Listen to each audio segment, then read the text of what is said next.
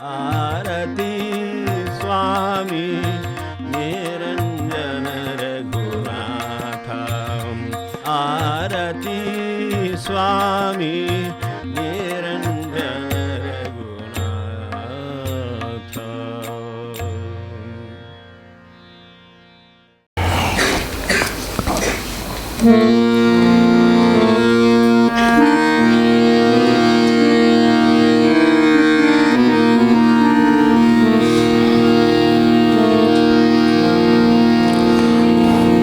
हे निरंजन संकीर्तनाचा स्वामींच्या कृपेनं सुरू असलेला आता 13वा भाग. दुःखाला ओळखुनी घेऊनी जे येत वेश सौख्याचा, दुःखाला ओळखुनी घेऊनी जे येत वेश सौख्याचा, गुंतवुनी संसारी मनुजाला करीत घास काळाचा, गुंतवुनी संसारी मनुजाला करीत घास काळाचा. हे जाणून रघुनाथा दत्तप्रभूना अनन्य जे शरण, हे जाणून रघुनाथा दत्तप्रभूना अनन्य जे शरण, स्वामी निरंजना त्या तीव्र तपस्ये सई करू नमन, स्वामी निरंजना त्या तीव्र तपस्ये सई करू नमन. स्वामी निरंजन रघुनाथ महाराज की जय. जय रघुवीर समर्थ.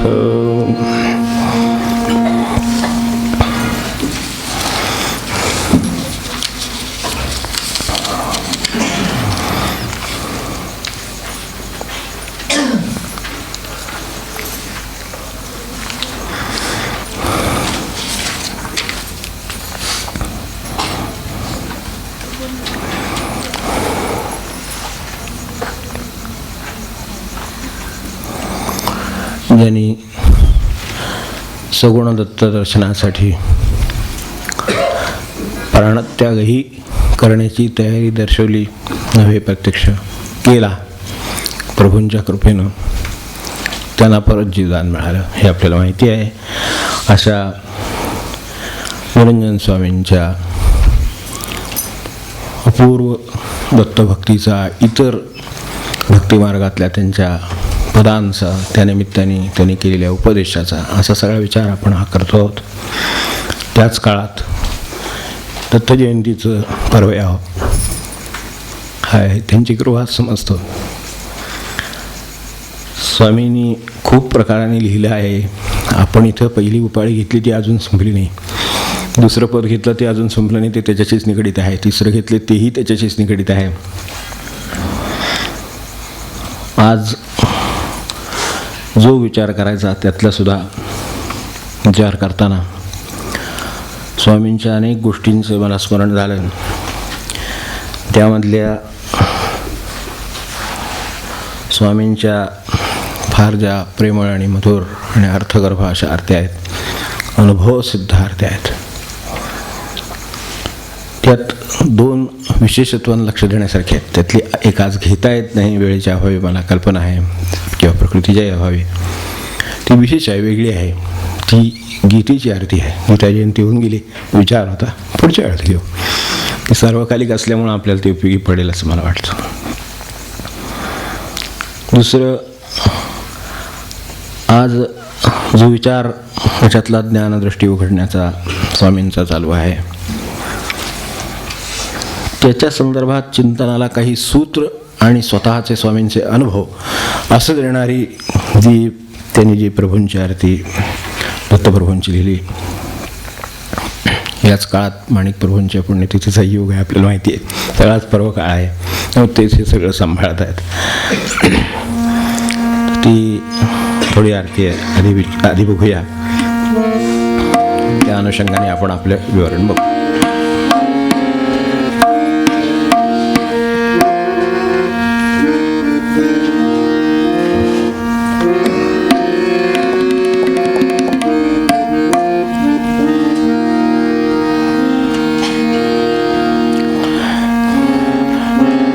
जय देव जय दत्तात्रेया जय देव जय दत्तात्रेया जय देव जय दत्तात्रेया आरती वाळू तुझे या पाया आरती वाळू तुझे या पाया जय देव जय दत्तात्रेया जय देव जय दत्तात्रेया आरती वाळू तुझी या पाया आरती वाळू तुझी या पाया जय देव जय दत्तात्रेया जय दत्तात्रेया पंच प्राणवाती एकत्र केली पंच प्राणवाती एकत्र केली तुझिया नामस्मरणी घृती भिजविली तुझिया नामस्मरणी घृती भिजविली हृदयी ध्याता ध्यान प्रदीप्त झाली हृदयी ध्याता ध्यान प्रदीप्त झाली मन हे उजळून या एकारत केली मन हे उजळून या एकारत केली जय देव जय दत्तात्रेया जय देव जय दत्तात्रेया कल्पनेचा वायू समूळ निमाला कल्पनेचा वायू समूळ निमाला सोहम भावे दीप अक्षयी ठेला सोहम भावे दीप अक्षयी ठेला सर्वाभूती दिगंबर प्रकाशला सर्वाभूती दिगंबर प्रकाशला द्वैताचा तमरज विलयासी गेला द्वैताचा तमरज विलयासी गेला जय देव जय दत्तात्रेया जय देव जय दत्तात्रेया सरली वाती ज्योती एकत्र झाली सरली वाती ज्योत एकत्र झाली भ्रांतीची काजळी समूळ निमाली भ्रांतीची काजळी समूळ निमाली सद्गुरु प्रसादे युक्ती फावली सद्गुरु प्रसादे युक्ती फावली निरंजन धृती स्वस्वरूपी ठेली निरंजन धृती स्वस्वरूपी ठेली जय दत्तात्रेया जय देव जय दत्तात्रेया आरती वाळू तुझी या पाया आरती वाळू तुझी या पाया जय देव जय दत्तात्रेया जय देव जय दत्तात्रेया जय देव जय दत्तात्रेया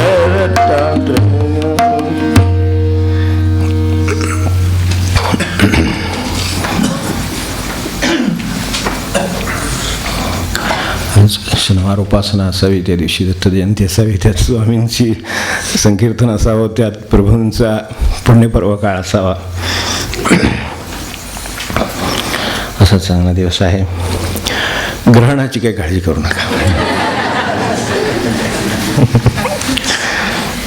कारण एक चांगलं असतं कुठले पंचांग पहा काही भौगोलिक माहिती पहा काही पहा ग्रहणाला ज्या ग्रहणाला स्पर्श आहे त्या ग्रहणाला मोक्ष आहे एवढं नक्की कशालाही ग्रहण लागते त्याला स्पर्श आहे त्याला मध्य असेल पण त्याला मोक्ष आहे एवढं नक्की त्यामुळे आपण त्या अर्थाने ग्रहणाची काही काळजी करायचं कारण नाही जीवनात सुद्धा असे अनेक ग्रहण येतात पण त्यांना मोक्ष असतो काय करायचं ग्रहणाचं आणखी आपण दत्तजयंतीच्या संदर्भात एकदा म्हणजे फार पूर्वी अवधूत चिंतनाबद्दल सविस्तर बोललेले आहोत गुरुविषय 2 वेळा झालेला आहे त्यामुळे आज त्यात काही बोलत नाही पण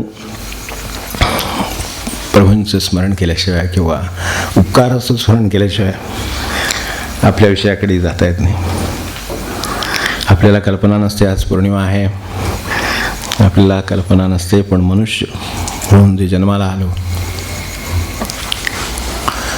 त्यात आपण किती विचार केला असेल, आपण खूप विचार केला असेल.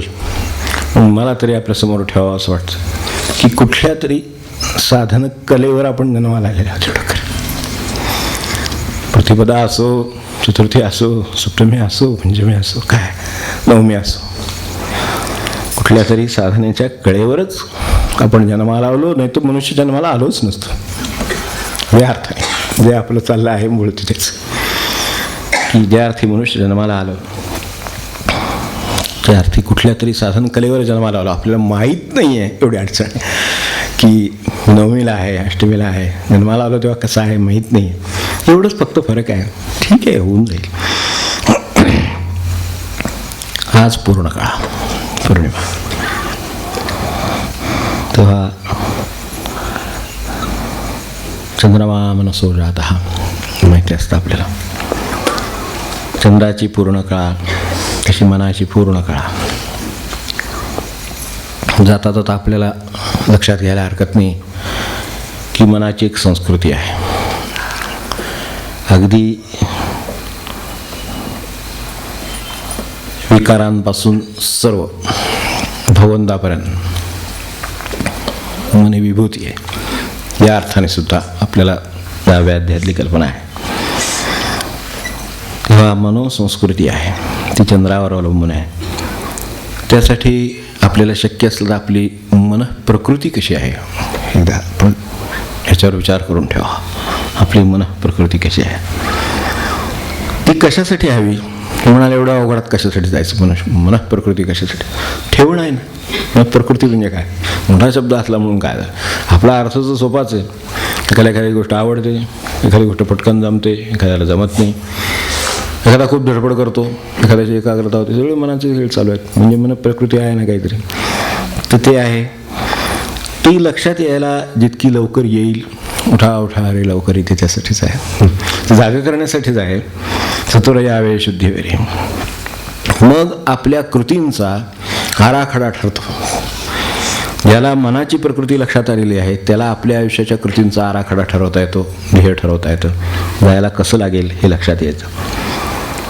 आत्मस्वरूप व्हावं, महाराज म्हणतात तसं निरुपाधिक आनंदात राहावं, स्वामी म्हणतात तसं स्वरूपात राहावं.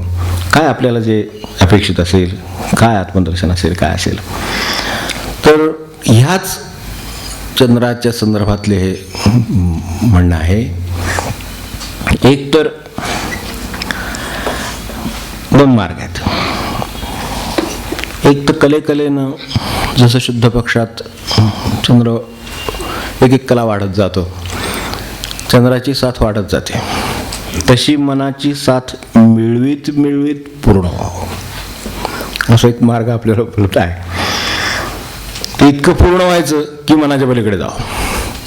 पूर्णाला दुसरं पूर्ण जर जोडलं तर ते मागचं पूर्ण दिसत नाहीसं होतं, ते मागचं जे मन आहे ते दिसत नाहीसं होतं. इतकं पूर्ण होता येतं, अशाही मार्गाने ते नष्ट होऊ शकतं, नाहीसं होतं. इतकं पूर्ण व्हावं की मनापलीकडे जावं, तेही शक्य आहे आपल्याला. दुसरा मार्ग अमावस्येचा मार्ग आहे, आपल्याला माहिती आहे. त्यात चंद्र जसा एक एक कला सोडत जातो, कमी कमी होत जातो, तसं मनाची एक एक खोड किंवा साथ खोडीची असतं, साथ असण्यापेक्षा एक एक खोड सोडत जावं. त्यात तेव्हा एक एक साथ सोडीत जावं आणि अमावस्येला पूर्ण त्याग करावा मनाचा. मनोनाश रमण म्हणायचं, डिस्ट्रक्शन ऑफ माइंड. सर त्याने तर स्वच्छ शब्द वापरलेला आहे. त्या निर्मन अमन काही म्हणा,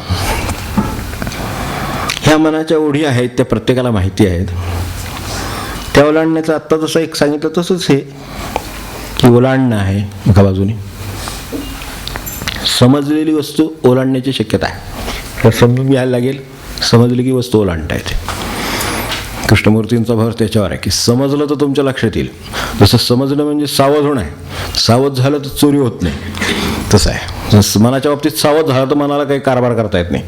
बेसावध आहे त्याच्या मनात कारभार सुरू होतात, मग त्याचं होता गोंधळ.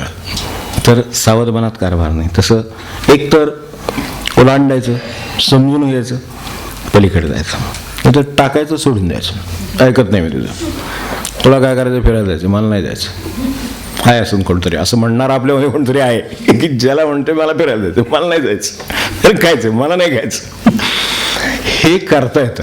गुरुदेव त्याला म्हणत मनाशी भांडण काढणं. त्याने ह्या मावसाच्या बाजूने मला सांगितलं गेलं. परमार्थ म्हणजे मनाची भांडण काढणे म्हणले, आणि त्याच्या पुढे जाताच येणार नाही.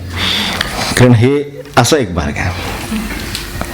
आणखीन 2 मार्ग आहेत, सगळे निघालेच आहेत म्हणून हा विषयात म्हणून सांगतो. व्यवहार बघा आपल्या. अशांतीचं कारण काय? मनासारखं अशांतच आहे, ते त्याचा स्वभावच आहे. मनाच्या शांततेबद्दल आपल्या निसर्गदत्ताने विचारलं होतं, तसं आहे. रेस्टलेसनेस, तर कधी मन शांत होईल? ते म्हणलं मन आहे तोपर्यंत शांत होणारच नाही. इतकंच पट्ट आहे, इतकंच पट्ट आहे ते सगळं. ते म्हणले मन आहे ना, मग शांत कसं होईल? त्याचा स्वभावाचा स्वस्थ राहणं आहे, ते शांत होणार नाही. तसं अशांतीचं कारण काय आहे? क्षणभर विचार केला तर आपल्या लक्षात येईल की मनावर प्रत्येक गोष्टीचा परिणाम होतोय, प्रतिक्रिया होते, म्हणून अशांती. काही घडू दे, लगेच परिणाम होतो. तेव्हा आता याला धरून काय करता येईल? पुन्हा 2 मार्ग आपल्याला मिळू शकतात. हे परिणाम पचवता आले पाहिजेत मनावरचे. मनावरचे परिणाम होतात ते समजा पचले. एखादा बोलला, तुम्हाला राग नाही आला, काय मनावर परिणाम झाला? काहीच नाही, ते पचलं. तेव्हा तेही शक्य आहे. अशांती जर नको असेल तर मनाचे परिणाम पचवणं हा एक मार्ग आहे. तो सारखा मगाच्या पौर्णिमेसारखा आहे. तो थोडासा जरा परिणाम होऊ न देणं, त्याला एंट्रीच नाही. आत खरं रागाचा शब्द आहे, त्याला एंट्रीच नाही. आत्ताच सांगितलं असं. राग घेतला पण पचवून, समजून पचवून टाकला, मग काय उपयोग नाही. काही मन हालत नाही इकडचे तिकडे, हे पण शक्य आहे. समजा आतच घेतला नाही शब्द, त्यासाठी काही डिफेक्ट असायची गरज नाही. परिणाम होऊ द्यायचा नाही आपल्याला. हे चांगलं छान असू दे यंत्र, त्याचा काय प्रश्न नाही, ते असू दे उत्तम, पण आत नाही घेत. काय असेल ते फेकून बाहेर टोलवतात ना. अहो विकेटवर बॉल टोलवत माणसं शतक काढतात. म्हणजे शतक अशा म्हणत नाही मी, 100 बॉल खेळतात, 50 बॉल खेळतात, 10 15 बॉल आपले जातात ना ओव्हरच्यामध्ये. आपल्याला माहिती आहे की असं पण होतं एखाद दिवशी, काय नाही तटवत राहतात. तसे तटवून जाऊ शकतात ते. ज्यांनी परिणाम होणार तो तटवलं तर ते बाहेर जातं, त्याला आत प्रवेश नाही. तेव्हा खूप मार्ग आहेत. चटचट हे फक्त सांगतो वेळेच्या याच्यात. प्रत्येकाच्या मनामध्ये दुःखाचा अंधार पसरला आहे. ठीक आहे, आपल्याला प्रकाश अंधाराच्या बाबतीत मार्ग काढायचा असेल तर 2 मार्ग आहेत. परत दिवसा डोळे उघडे ठेवा, भगवंताचा विलास दिसेल. चालले ते भगवंताचे हे आहे. काय चाललाय तो विलास त्याचा चाललेला आहे, त्याच्या इच्छेनं चाललाय. काय चाललंय ते भगवंत डोळ्याआड नाही झाला ना, मग आनंद टिकून राहतो. भगवंत डोळ्याआड झाला की आनंद होतो. म्हणजे ते जात होते, कारण का ते विसरायला होतं. म्हणून महाराजांचं विसरणावर आणि स्मरणावर भर आहे. आज उद्यापासून तेही पर्वकाळ सुरू होतोय. तेव्हा उत्सव सुरू व्हायचा, आज झालं जसं कोठीपूजन वगैरे, तर तो पण आहे. तेव्हा त्याला 21 दिवसा डोळे उघडे ठेवून असावं. आपल्याला प्रकाशाची साथ आहे. ज्ञानदृष्टी उघडारे, तिकडे आहे आपल्याला पुढे बघायचं. तर निदान दृष्टी उघडली तर निदान सूर्याचं प्रकाशाचं दर्शन होतं. आपल्याला प्रकाशामध्ये वस्तू स्पष्ट दिसते, ती काही असो. पण एकदा कळली तर मग भीती राहत नाही, काळजी राहत नाही. आपल्याला रात्रीच्या वेळेला 5 वेळेवर कोण चालत गेलं तरी सुद्धा जरा अस्वस्थता वाटते.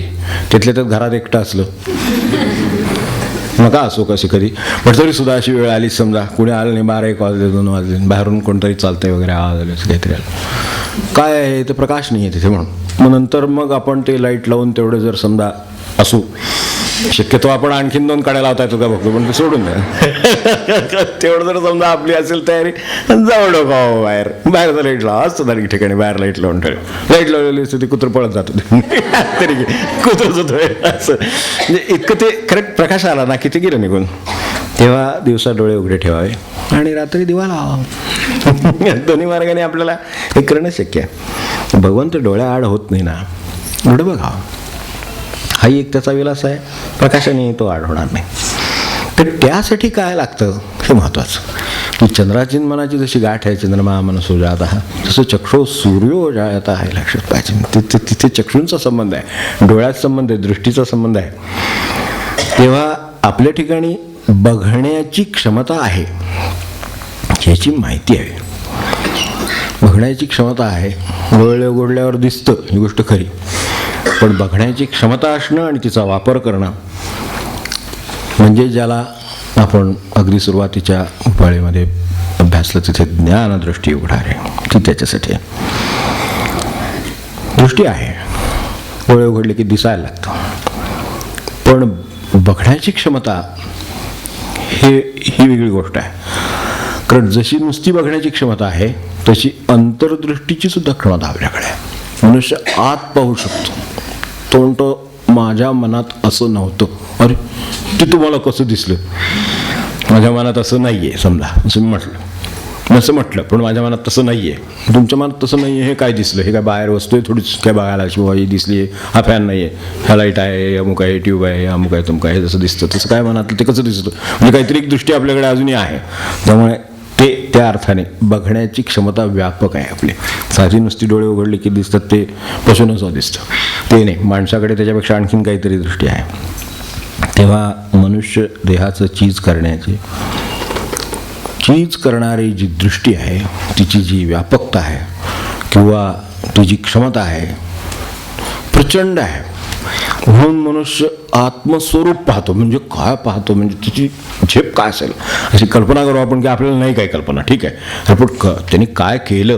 बरोबर, आपण हे विक्रम करतात, आपण म्हणतो काय केलं, आपल्याला ते उभं राहता येणार नाही, बैठून ही अवस्था असेल कदाचित, पण त्यांनी काय ते केले ना. विक्रम करणारे जातात ना ते हिमालयात टोकावर कुठे ते पोचतात ना. म्हणजे आहे काहीतरी झेप नावाची वस्तू आहे. आपल्यासमोर एक पक्षी उडत गेला तरी आपल्याला वाटतं अरे बापरे आपण एवढे माणूस आहोत, काही नाही बघत बसायला, पण झेप आहे एवढं कळतं. तर झेप आहे. मग माणसाने आपल्या परीनं विमान काढलं, ठीक आहे, ते त्याच्याही वर जाईल. पण एक नक्की की झेप लक्षात यावी आणि मनुष्य देहाचं चीज करण्यासाठी ती कशी वापरावी यासाठी ते होतं. म्हणून आपण सुरुवातीला तिथे होतो. सरला 84चा तम. तिथे अंधार आहे, तिथेही दृष्टी नाही, पशुकडनं ही अपेक्षाही नाही, आपल्याकडनं आहे. जागे झालो की मग सुरू. सरला 84चा तम. नरतनु आली अनुक्रम, नरतनु आली अनुक्रम. हिचा मानूनी संभ्रम, हिचा मानूनी संभ्रम. ज्ञानदृष्टी उघडारे, ज्ञानदृष्टी उघडारे, ज्ञानदृष्टी उघडारे, ज्ञानदृष्टी उघडारे, ज्ञानदृष्टी उघडारे. उठा उठा रे लवकरी, उठा उठा रे लवकरी, उठा उठा रे.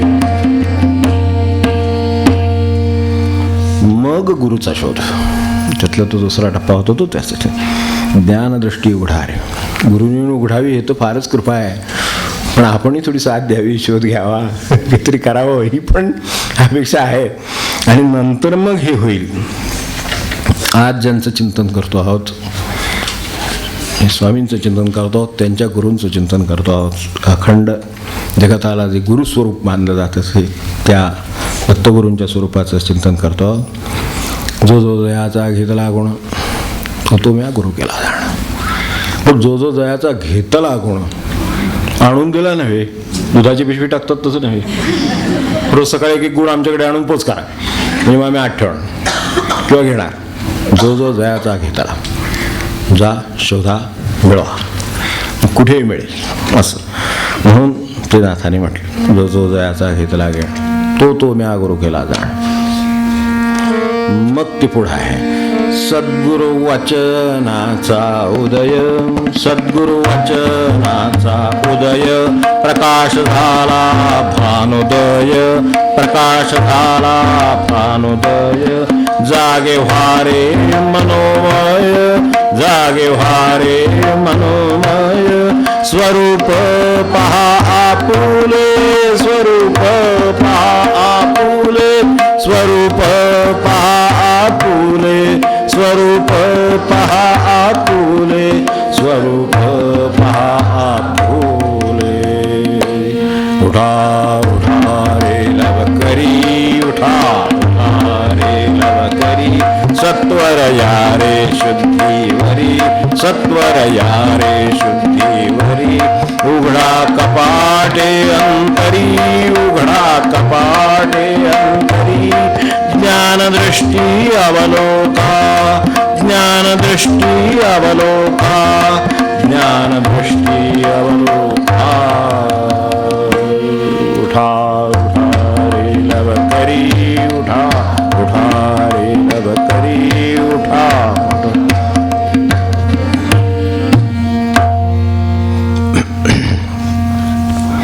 म्हणून गुरुच्या स्वरूपाबद्दल बाकी काय लौकिकातलं द्यायचे मिळायचे मिळेल, वाटेतलं स्टेशन असावं तसं आहे. पण अज्ञानतिमिरांधस्य ज्ञानांजन शलाकया, खरं कार्य काय? ज्ञानांजन शलाकया चक्षुरुन्मीलितं येन तस्मै श्री गुरवे नमः. अज्ञानदृष्टी उघडारे म्हणजे काय म्हणून आपल्यासाठी सोपं करून दिलं.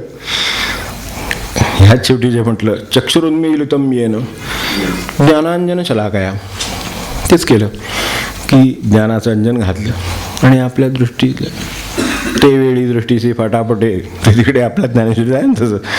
तर चक्षुरुन्मीलितं येन, आपले डोळे त्यामुळे उघडले. अरे हे जग वेगळं आहे, आपण समजतो तसं नाही.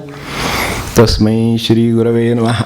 ते तेव्हा आजच्या वेळेत आपल्याला बघण्यासारखं दत्तभक्तीची काय दोन लक्षणं आहेत. जसं मग असे बरेच दोन दोन मार्ग सांगितले तसे दोन गोष्टी.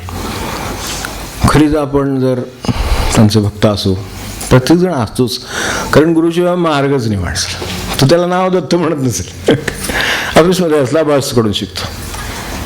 आता असं म्हणणं अवघड आहे, सून असली तर सासूकडून शिकते म्हणतो आपलं, म्हणजे ह्याच्या सोयीसाठी म्हणतो. म्हणजे कदाचित सासू असली सुनेकडनं शिकेल म्हणा, शिकतोयच ना शेवटी. म्हणजे शेवटी कोण कोणाकडून तरी काहीतरी शिकतो, त्याच्याशिवाय काही मार्ग नेत नाही. आपल्याकडे व्यवहार आला तर परमार्थाला तर नक्कीच. तेव्हा एवढं लक्षात आलं तरी खऱ्या अर्थाने म्हणजे आपण आपल्याला जर अगदी हा शब्दच असेल माहिती किंवा वापरत असो किंवा नसो, पण आपण दत्तभक्त असतोच. कारण प्रत्येकाला दत्त म्हणजे दिलेला गुरु आहेच. वेगवेगळ्या रूपाने तो विहार करतोय, खूप वेगवेगळ्या रूपाने वावरतोय. तो लहान मुलांच्या रूपाने वावरेल, झाडाच्या रूपाने वावरेल, दगडाच्या रूपाने वापरेल, माणसांच्या रूपाने वावरेल, आयुष्यात येणाऱ्या घटनांच्या रूपाने वावरेल, कुठल्याही रूपाने वावरेल, पण तो गुरु त्याला आहे. त्या अर्थाने त्याला दत्त मानलेलं दिला गेलेला आहे, दिलेला आहे. तर त्या भक्तीचे लक्षणं आपल्याला एक दोन कोणती? एक तर कशातूनही ज्याला शिकता येतं तो खरा दत्तभक्त आहे. कशातूनही ज्याला शिकता येतं. आपण जर भक्त असतोच, मनुष्य कशाचं तरी भक्त असतो. महाराज म्हणायचे तसं प्रपंचाचे तरी भक्त आहोतच ना, रात्रंदिवस करतोच ना. काय वाटेल ती अडचण आली तरी जागून गावीन काय ते करून, प्रवास करून, खर्च करून, त्रास सोसून, सगळं करून. भक्तीचं हेच लक्षण आहे, काही झालं तरी न सोडणं ती वस्तू. काही झालं तरी कितीही त्रास हो झाला, ठीक आहे. काय 10 वर्ष मनाविरुद्ध झालं, 11व्या वर्षी होईल, इतकी आशा आहे, इतक्या पक्का. म्हणजे किती प्रपंचाचा भक्त आहे मनुष्य, पक्का तसा तो आहेच. म्हणजे भक्त आहे म्हणजे काय हे त्याला माहिती आहे. इथं फक्त दत्तभक्तीचं आहे. त्याची लक्षणं हे एक, कशातूनही शिकता येणं. तो माणूस असेल, एखादा प्रसंग असेल, एवढी सृष्टी पसरलेली आहे ती असेल, शास्त्र तर शिकवण्याचे आपले सोपे मार्ग आहेत ते असतील. मग अशी म्हटलं तसं कठीण आहे. घरातल्या मोठ्याकडून लहानाकडून असं शिकणं कठीण आहे, पण शक्य आहे. कारण एखाद्या वेळेला ती जे शिकवतात ते आपल्याला खरोखर शिकावं लागतं असं असतं. बालादपीच भाषितम ग्राह्यम तसं असतं खरोखर, की लहान मुलं काही वेळा बोलून जातात. आपल्या दृष्टीनं वयानं लहान मुले काय, मुलं काय, नातवंड काय, जे बोलून जातात ते आपल्याला शिकता येतं. आणि त्यासाठी काही नाही, कोणी मोठ्या बॉसकडून तर शिकतोच, वरती कोण आहेत, श्रेष्ठ आहेत, त्यांच्याकडून तर शिकतोच आहे. पण आपल्याला जे कनिष्ठ वाटतात व्यवहाराने, पोस्टने, तर तिथेही शिकता येतं त्यांच्याकडून. अगदी जडवाल्याकडून शिकता येतं, काय नाही, अगदी दगड फोडणाऱ्याकडनं शिकता येतं, काय कुठूनही शिकता येतं. तर ज्याला कशातूनही शिकता येतं तो दत्तभक्त आहे. कारण त्यांनी ते केलं आहे आणि त्याचा उपयोग दाखवलेला आहे. आणि दुसरं अवधूत निरंजन राहणं, तो दत्तभक्त आहे. हे प्रयत्न आहेत. शिकायला लागला म्हणजे दगडाकडून काय शिकेल, झाडाकडून काय शिकेल, माणसाकडून काय शिकेल, घडलेल्या प्रसंगातनं काय शिकेल. हा ठीक आहे, मी समजू शकतो की हे थोडं थोडं वाढत जाईल जर ही दृष्टी असेल तर. म्हणून ज्ञानदृष्टी उघडणार आहे. ती ज्ञानदृष्टी अशी त्याची थोडीच उघडेल. हे अशी दत्तभक्तीची लक्षणं कळली तर उघडेल की अरे बाबा म्हणजे मला यांच्याकडून शिकता येईल. म्हणजे कोणी असेल एक प्रमाणाने जाईल. तसं अवधूत निरंजन हे जे आहे ते तसं राहू शकणं, निर्मल राहायला, कमलपत्राप्रमाणे आहे तुमचं त्याच्या पद्धतीनं प्रपंच आहे आणि बाजूला आहे. ते पाण्यात असतं, थेंब नाही लागत त्याला, तसंही शक्य आहे. चिखलात असतं, थेंब नाही लागत, तेही शक्य आहे. म्हणजे त्या परिस्थितीचा वृत्तीवर परिणाम होऊ न देणं हे शक्य आहे. हे शिकायची गोष्ट आहे, हे नक्की आज ती नाही आहे नसेल, पण काय शिकायची हे आपल्याला कळली. ती शिकणं दत्तगुरूंच्याकडनं कळलं म्हणून. आणि इतकं शिकता येणं शक्य आहे की रमण म्हणायचे मागे आपल्याला बोलवतो तसं की मनाचे अस्तित्व इकडून इतकं नष्ट करता येईल की तो चंद्र अमावस्येत आपल्याला दिसतं तिथे याच्याबरोबर उगवतून मावळतो. सूर्य इकडे असतो, इकडे चंद्र असतो, उगई दिवसभर असतात बरोबर.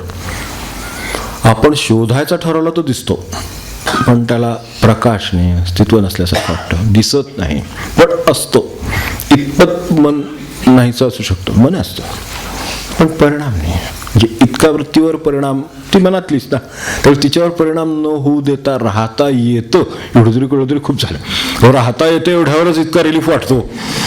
कारण आधी एवढी उलघाल चालू असते सारखे चित्ताचे, काय हे झालं अपयशाला, मगाला आजारी पडला, हे झालं ते झालं, कायच आपलं काय होणार म्हणून सारखं चित्त खालीवर व्हायला असं काहीतरी घडत असतं. काय असे म्हणले, ते तसं म्हणले, असं झालं तसं झालं, मला असं करायचं होतं तमुक झालं, हे सगळं हेच. तर हे परिणाम न होऊ देता तेव्हा हे कोणाकडून शिकायचं वगैरे जे म्हटलं, अनेकांना असं वाटतं की अनेक गोष्टीत काय अर्थ नाही, निरुपयोगी आहे, हा प्रसंग उगाच घडला, हे असं व्हायला नको होतं, अमुक झालं तमुक झालं, हे जे काय प्रसंग झाले. तर असं जर आपल्याला वाटलं की ह्या प्रसंगात काहीच नाही शिकण्यासारखं, तर आपल्याला दत्तभक्तीचं मर्मच कळलं नाही. त्यात काहीतरी असलं पाहिजे. मला ते कळलं नाही, ते शोधून काढलं पाहिजे. म्हणून सद्गुरू वचनाचा उदय, ते जे तपासून घ्या आपुलं नाणं आहे, त्यांच्याकडून तपासून घ्यायचं, यात मला काहीच शिकता आलं नाही. असं अनेकदा अनेक माणसांच्या बद्दल, प्रसंगांच्या बद्दल, काय बाहेर पडलेल्या दगडधोंड्याबद्दल कशालाही म्हटलं जातं. काय उपयोग आहे? काय नाही. आपल्याकडे दादा होते ना भागवत, माहिती आहे आपल्याला, सातारचेच होते, उपासना या आहे पुढे, आपले जोशी साहेब जायचे त्यांच्याकडं.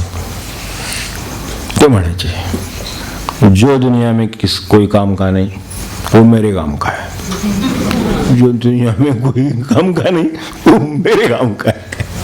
हे शक्य आहे म्हणले. तुम्हाला जर एखाद्या माणूस असा वाटत असेल त्याचा उपयोग नाही, ते म्हणजे वो मेरे काम का है. कसं काय शक्य आहे म्हणले? क्योंकि मैं उसकी जिंदगी काम में लाने वाला हूँ. हे शक्य आहे म्हणजे ते पण करणं शक्य आहे. हे सत्पुरुष कशा दृष्टीने जगाकडे पाहतात, तर जगाला उपयोगी नाही असं वाटते, माझ्या उपयोगाचं आहे. कारण ते करून घ्यायची विद्या माहिती आहे, त्याच्याकडे काहीतरी आहे, तो मनुष्य आहे. म्हणून म्हटलं कुठल्या तरी कळेवर जन्माला जो आला, मनुष्य म्हणून जन्माला, तो तुझ्याकडे झाला असताना तो माणूस झाला ना, म्हणजे काहीतरी त्याच्याकडे आहे. काय आहे तेच फक्त हुडकायचं, कसं वापरायचं, काय करायचं त्याचं पुढे, हाच फक्त प्रश्न आहे. तेव्हा म्हणून दत्तगुरूंच्या बाबतीत म्हणताना अणुभ्यश्च महद्भ्यश्च असं म्हटलेलं आहे. अणुभ्यश्च महद्भ्यश्च. अणु तर आपल्याला माहिती आहे, परमाणूपर्यंत माहिती आहे, आणखी खाली जाईल कदाचित. अणुभ्यश्च महद्भ्यश्च शास्त्रेभ्य कुशलोत्तरः. हे माणसाचं काम आहे की अणुकडून शिकावं, महत्कडून शिकावं. महत आपल्या दृष्टीनं वर पाहिलं तर आकाश. आपल्याला महत्ची कल्पना फार येऊ शकत नाही, कारण शेवटी काय मावणार, आम्ही बघणार, डोळ्यात दिसणार तेवढं. एखादा विश्वकोश घेऊन बसतो मी कधीतरी, काय काय कळत नाही हे कळतं, ते बघायचं, एक उडून बसायचं पान, हे कळत नाही, हे आपल्याला माहीत नाही, हा विषय कधी ऐकला नाही, याचं नाव सुद्धा ऐकलं नाही, आमकं नाही तमकं नाही, शेवटी काय नाही, आपल्याला काही कळत नाही, आपलं नाम घ्यावं हे बरं. महाराज म्हणले नामावर विश्वास बसतो. उलटं अधिक तीव्रतेनं होतं की खरोखरच आपल्याला काही कळत नाही, कारण काय कळायला लागलं म्हणजे मग ते कसं घ्यायचं असं वाटतं. मग ते काहीतरी आणखीन कळते, ते आणखीन कळावं असं वाटतं. ते बघितलं की बस आपल्याला काही कळत नाही आहे. आपलं त्यांनी सांगितले, आपले मुकाट्यानं रामराम म्हणा, ते आडाण्या माणसाचं काम ते म्हणले ते बरोबर आहे. तर कुशलो होणार हा काय करावं. अणुभ्यश्च महद्भ्यश्च शास्त्रेभ्य, शास्त्र तर त्याच्यासाठीच आहेत, पण अणुत अणुवत जे आहे ते आणि महत जे आहे ते आकाशाकडून सुचू शिका. इतकं विशाल काय आहे आपल्याकडे मला सांगा. पण एवढी माया करणारा कोण आहे की जो कायम हजर आहे. आपलं नाही कायम हजर असंच, यायला उशीर होईल आपल्याला माहितीच आहे. आज 10 वाजतील, आज 12 वाजतील, परगावी जायला लागेल, सगळं आपल्याला माहितीच आहे. त्यामुळे असं कोण आहे जाल तिथे तुमच्याबरोबर पाहायला की लगेच दर्शन द्यायला तयार कोण आहे. असं विचार केला की मत बेस्ट म्हणजे काय ते कळतं. एक आकाश पाहिलं की मत म्हणजे काय याची कल्पना येते. हे मत नव्हे मला म्हणायचं आहे, त्याच्या पुढे आहे अजून बरं. पण तरी सुद्धा थोडं कळायला महत्व उपयोगी पडतं ना. एवढं आकाश एवढं महत्व उपयोगी पडतं. आणि हे नुसतं पाहावं असं नाही, कुशला हा ना राहा तो आहे परत. असं मी नुसतं पाहिलं डोळ्यावर पाहिलं आकाश दिसतंच किती काय. लहान मुलं सुद्धा सांगते ती गोष्टीचं पुस्तकं काहीतरी घेऊन आली, पाण्याची बाटली, म्हणजे मध्ये टाइमपास करायला बरं पडतं. खूप वेळ काहीतरी सांगत राहतात, मध्ये टाइमपास. शिकता येतं, मी तर शिकतो. पण बसतायत खूप चमत्कार आहे. मला सांगा आपण याला तुम्ही सांगा. मी जे म्हणतील होय म्हणून मी त्यांना नमस्कार करतो सगळ्या. ह्या वेळेला आपण हे ऐकत बसलो असतो, इतके शांत बसलो असतो ह्या विषयासाठी. हा सांगा शक्य आहे का? काय गमत आहे का? कुठे निरंजन स्वामी ते दत्तप्रभू काय ते हे काय, 2 दृष्टी काय, नमुक काय तमुक काय, दादा बाबत काय, दुनिया में काय काय काय त्याचं. पण बसायचं शांतपणे, नुसतं 2 तास शांतपणे काहीतरी एक चित्र काढत बसले नुसते तरी. काय चाललंय बघत बसले. आता इकडे बघतो इकडे बघतो, शांत बसले. मोठी माणसं शांत बसायला तर बघा का तुम्ही. शास्त्री कुशल होणार तेव्हा नर नुसतं नको, कुशल होणार. ते कुशल होणाराने नुसतं वर नाही बघायचं. सर्वतः सारम आदद्यात, हे महत्वाचं आहे.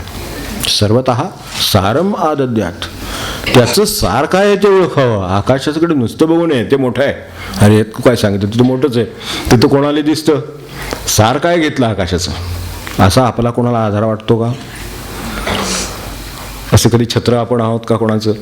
आकाशाची माया आभाळाचं छत्र होतं का कधी? पावसाळ्यात ह्याच्या वेळेला तगमग होते त्यावेळेला आकाशाकडे बघतो मनुष्य. 4 थेंब पडले तर दारात जाऊन मोठी मोठी माणसाला सुद्धा असं वाटतं भिजून जावं. असं आहे का आकाशासारखं आपल्याकडे काही? म्हणजे सारम आदद्यात ते आहे, ते पाहिजे. सर्वतः सारम आदद्यात पुष्पेभ्येव षट्पदः. ते आपले हे किडे वगैरे असतात किंवा काय भुंगे असतात, षटपद, द्विपद, चतुष्पद, षटपद कळतच आपल्याला ते. पण ते जाऊन बरोबर म्हणजे काय कमाल असेल की ह्याला म्हणून मधुविद्या नाव दिलेलं आहे. दत्तगुरूंच्या विद्येला मधुविद्या म्हणतात. मधुविद्येचे उपासक. आपल्याकडे मधुविद्या म्हणलं म्हणजे काहीतरी वेगळंच वाटतं, तसलं नव्हे बरं का काय. हां, ते इथं जाऊन महाबळेश्वरला मधु ते नव्हे. हे मध कुठून कसा गोळा करणारे ती विद्या आहे एक प्रकारची. काय मला जीवनाला कुणाकडून उपयोगी पडेल हे ज्याला कळलं तो गेला समजा ओलांडून सगळं कुठल्या कुठे. तेव्हा ह्याला मधविद्या म्हणतात. आपल्या ह्या मनमाशा त्या गोळा करून आणतात. आपल्याकडे केवढा व्यवसाय आहे तिथे, हो की नाही? ते सोडून गेले की आम्ही सगळा मध गोळा करतो फक्त आणि पुढे त्याचा व्यापार करतो. मधमाशांना काय देतात का नाही, कोणा ट्रान्सफर करतो. शेअर तरी निदान दिला पाहिजे की नाही त्याचा, की त्यांनी गोळा करून दिलं बाबा एवढं सगळं म्हणून. काय त्यांची व्यवस्था असते काय माहिती नाही. पण खरंच ते आणून गोळा करतात.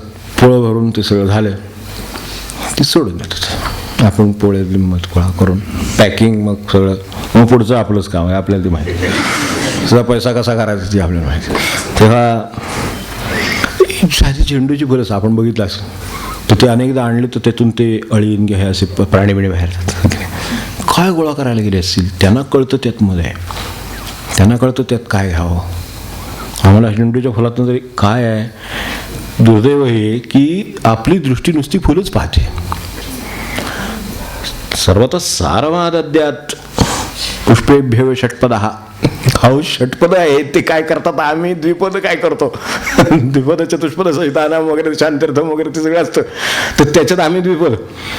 तर खरं म्हणजे आम्ही किती काय गोळा करायला पाहिजे, म्हणून तर ते एवढे आदर्श आहेत ना. हे षटपद आहे तर त्यांना नुसतं फुल दिसत नाही. आम्ही फुल दिसत किती छान फुले टीव्हीत जशी करायची दृष्टी लागलेली असावी, म्हणजे आजची साधारण टीव्हीत दृष्टी लागलेलीच असते. एकाग्रता कुठेही माणसाला जर आढळत असेल जगामध्ये आज आपल्या या, तर इकडं ते हातात ते हे काय बाऊल काहीतरी ते खातो, ते संपला तरी खात असतो. समोरचं संपत नाही ना अजून तोपर्यंत तो खात. त्या चमच्यातनं काय जात नाही हे पण कळत नाही, फळावून काढून घेतात हातातनं. झाले आता ते संपले, वाजू हाडू का अजून. आम्हाला असं फुल दिसतं फक्त, काही नाही. ज्ञान दृष्टी उघडली तर फूल नाही दिसत, फुलातलं मध दिसतो. नव्हे तो घेता येतो. तेव्हा घटनेतला मध काय, प्रसंगातला मध काय. प्रसंग कदाचित अपमानच असेल, कदाचित काय दुर्दैवी असेल, काही असेल.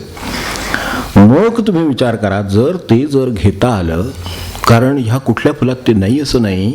आपण फुलं चांगली वाईट मध्यम, आमक्याला ह्याला हे चालत नाही, त्याला ते चालत नाही वगैरे सगळं देवांच्यावर सुद्धा आम्हीच ठरवून टाकलं सगळं.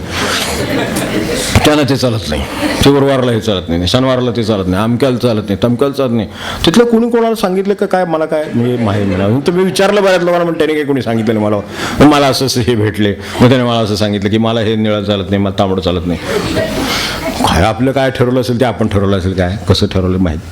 पण त्या प्रत्येक फुलात त्यांच्या दृष्टीनं घेण्यासारखं आहे, एवढं नक्की. ते जे घेण्यासारखं आहे ते जर घेता आलं, ते जर मधुस्वरूप आहे, ते जर इतकं मौल्यवान त्यातली वस्तू आहे त्या फुलातली, ती जर घेता आली तर संकटात सुद्धा मला काहीतरी घेता येईल, त्रासात घेता येईल, अपयशात घेता येईल, यशात घेता येईलच येईल, अपघातात घेता येईल, नुकसानीत घेता येईल. कशासाठी तरी काहीतरी घडते, त्यातली मधुविद्या मला कळली नाही, यातून काय शिकावं ते मला नाही कळलं. आजारपणात घेता येईल, त्रासात घेता येईल, दारिद्र्यात घेता येईल, दुःखात सुद्धा घेता येईल. आपल्याला असं वाटेल की असं कसं घेता येईल, सगळ्या फुलामधून घेता येतं ना, मधुविद्या आहे ना, मग त्या फुलात सुद्धा काहीतरी असलं पाहिजे, काय माहीत नाही, पण आहे. आपल्याला घेण्याची विद्या नसेल, अपमानात सुद्धा घेता येईल. आपला मान फार वाढला असेल, अपमान होतो कुठेतरी. मान कशाने वाढला, अहंकारानं वाढला, मग अहंकार दाखवून दिला, एवढे केवढे उपकार झाले माझ्यावर, घेता आलं. काही कुठेही घ्यायचं तर दृष्टी पाहिजे, म्हणून ते ज्ञानदृष्टी होणार आहे असं. तेव्हा त्यातली उपयुक्तता दिसते, शिकता येतं आणि त्यातून समृद्ध होता येतं. नुसतं शिकता येतं नाही, त्यातून समृद्ध होत चालला आहे. मनुष्य बघा अनुभवाने समृद्ध होतो, आपण म्हणतो ना अनुभव संपन्न वगैरे वगैरे शब्द वापरतो आपण, तर तसे हे आहेत. तर ते समृद्ध होता येतं.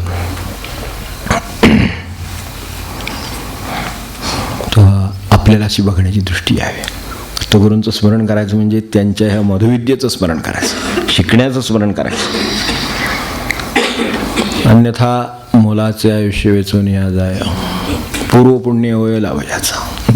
अस्तिक पूर्व पुण्य येणं आयुष्य मिळालं, मुलाचं आहे पण वेचून या जाय असं आहे, व्यवस्थित आहे. तसं नको. त्यासाठी तो दुसरा अभंग होता, तपासून घ्या आपलं नाणं. आपल्याजवळ ज्ञानदृष्टीचं सोनं दिलेलं आहे, पण एक तर ते बरोबर आहे का, म्हणजे शस्त्रसुद्धा परजलेलं आहे का, शस्त्राला दार आहे का, सगळ्या गोष्टी पाहिल्या जातात, तर ते बाळगण्यात अर्थ आहे. त्या वेळेला ते उगाराच्या वेळेला ते गमजून गेलेलं आहे हे लक्षात जर आलं तर काय त्याच्या शस्त्राचा उपयोग आहे. अगदी कमरेला बांधलेलं असलं तर त्याचा काय उपयोग नाही. तेव्हा ते परजून घ्या, तपासून घ्या, धार बघून घ्या. असंच आपण शस्त्राच्या बाबतीत म्हणू, तसं ज्ञानदृष्टी किंवा आपल्यामध्ये जे दिलेलं असेल ते सगळं, आणि ते सगळं तपासून घेण्यात अडचण कोणती सर्वात मोठी, तर मला सगळं कळतंय असं वाटणं.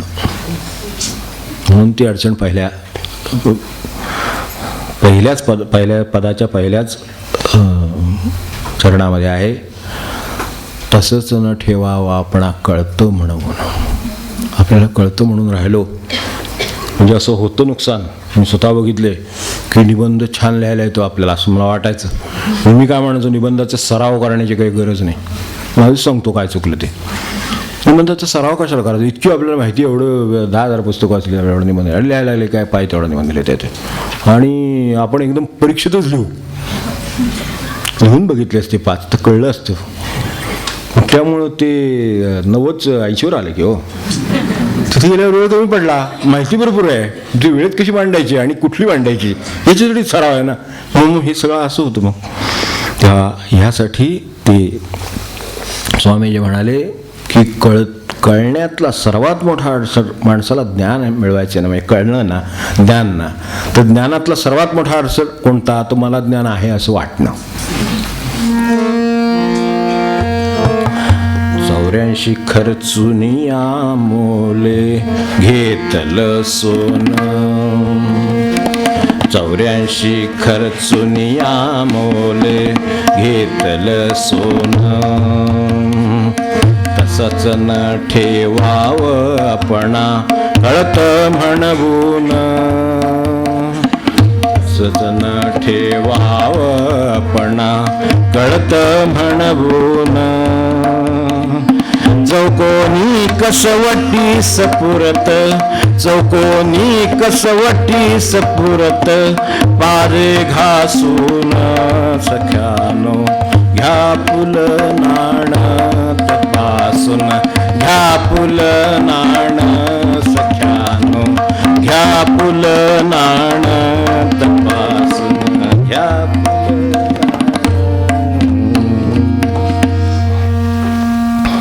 दृष्टी आणि ज्ञानदृष्टी किंवा आत्ता जे पाहतोय दत्तगुरूंचं हे किंवा हे तपासून घ्या का म्हणलं, तर तसंच ठेवू नये आपल्याकडे. कळते असं वाटत असेल तरी ठेवू नये, कळत नाही असं वाटत असेल तरी ठेवू नये, कारण ज्ञानदृष्टी दिलेली आहे. काय शिकावं 2-3 गोष्टी जाता जाता सांगतो. एकाना ॲक्सिडेंट झाला, 4 व्हीलर चालवत होते, अपघात झाला, स्वतःच चालवत होते. क्षणभर दुर्लक्ष होतं माहिती आहे आपल्याला, काहीतरी क्षणभर दुर्लक्ष होतं, धडकले. मागच्या सीटवर जो माणूस बसला होता त्याच्यासमोर जो गुडघ्याजवळ बार होता तो बेसावत होता, त्याला लागला. हे पुढे होते त्यांना नाही लागलं, ते पुढे ते होतं बॉनेट बेल्ट, त्यामुळे ते तेवढं वाचलं, नुकसान झालं. पण त्याला इकडं मात्र फ्रॅक्चर झालं पायाला, मागच्या माणसाला बसलेल्या. तर ते झालं, नंतर भेटले, म्हणाले सगळ्या बाजून नुकसान झालं, अपघात झाला तर अपघात नुकसान होणारच, गाडीचं झालं ते झालं, पैशापुरी झालं, हे असं कामाचं झालं, सगळं झालं. मागच्या बसलेल्या माणसाला लागलं, त्याला फ्रॅक्चर झालं.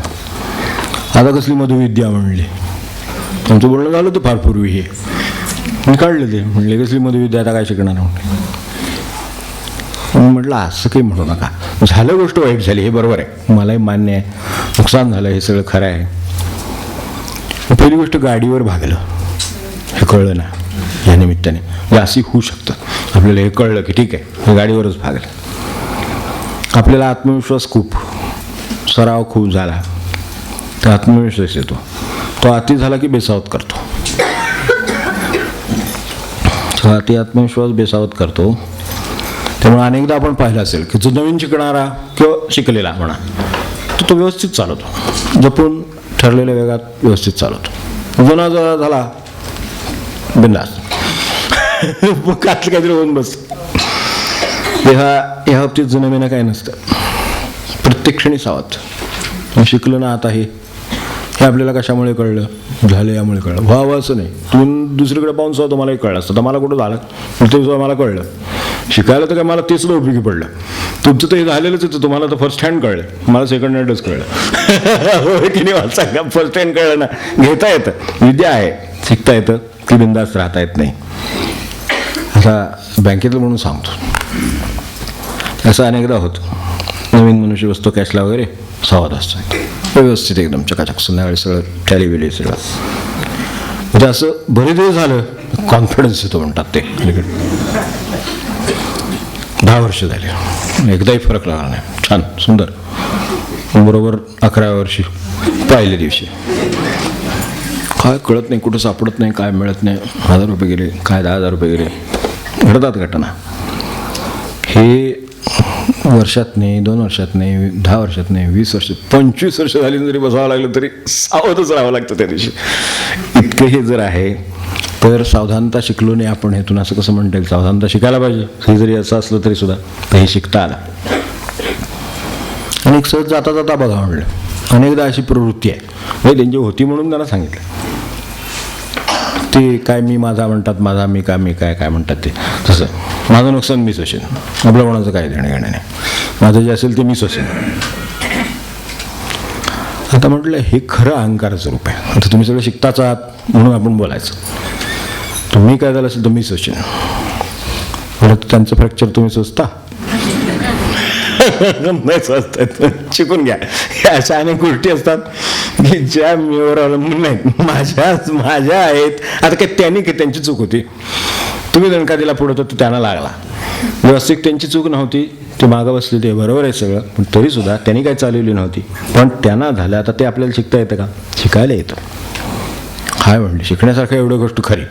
घरी वाईट असलं ते अपघातात म्हणून सांगितलं ना, अनेक आजारपण दुःख सगळ्यात शिकता येतं. तर म्हणले आणखीन काय शिकता येईल. म्हटलं आता काय आणखीन सांगणार, आता इतकं सांगितलं तर आणखीन काय सांगणार. काय ड्रायव्हिंग स्कूलची फी बुडवलेली दिसते. म्हणलं काय आता बरा चुकत नाही. सुपरलेट फीस काय असेल ते काय दंडासकट सगळं तसं ते सुपर दंडासह भरा. म्हटलं अजून काय शिकता येईल. म्हटलं येतं बाबा कठीण आहे आता. म्हणून आता ते काय ते ड्रायव्हिंग स्कूलला जे शिकवतात ना, ते कशी चालवायची शिकवतात. अपघात कशी चालवू नये ते शिकवतो. ही शिकता आता शिकता आलं कशी चालवू नये ते इथं शिकवतात. तिथे कशी चालवायची ते शिकवतात. म्हणजे हे आणि नवीन शिकता आलं ह्यातून. झालं तर आता काय परत करता येत नाही, म्हणजे झालं त्याचं काय शिकता येतं. पण ते फारच वाट. त्यामुळे म्हणले आणखीन काय शिकता येईल. आता कठीण आहे. म्हटलं आता हे थांबायला लागायला कुठेतरी. म्हटलं सांगतो वाटलं तर ही सगळंच दुसऱ्यांना विचारून शिकायचं नसतं, हे शिकता येईल.